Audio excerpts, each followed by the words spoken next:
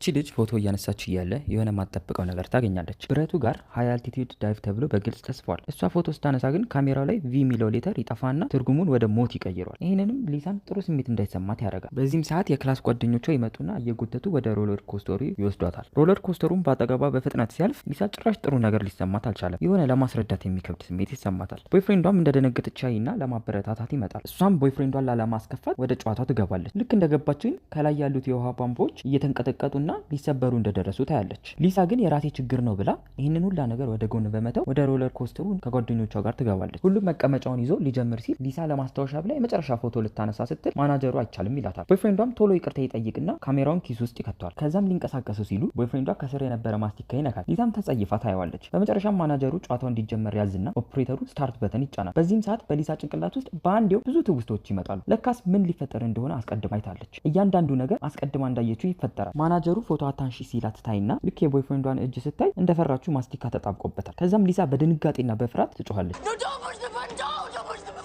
ሁሉም ሰው ግን ሊሳ ጨዋታውን አስደንግጧት የአእምሮ አለመረጋጋት ፈጥሮባት ይሆናል ብሎ ያልፈዋታል። ግን ሊሳ ያየችው እሷ ብቻ ነው የምታውቀው። ከዛም ሰዓት ከማባከን ብለው አጫዋቾቹ ሊሳን ከጨዋታው ያስወጧታል። ሊሳ ሞትን እንዳየችና ጨዋታው ከቀጠለ ሁሉም እንደሚሞት ትነግራቸዋለች። ማንም ግን ሊያምናት አልቻለም። ስለዚህም ሌሎቹ ወደ ጨዋታው ይመለሳሉ። ከዛም አጫዋቾቹ ጨዋታውን ያስጀምሩታል። ይህ ሁላ ሰው ግን ወደ ሞታቸው እየተጓዙ እንደሆነ አላወቁም።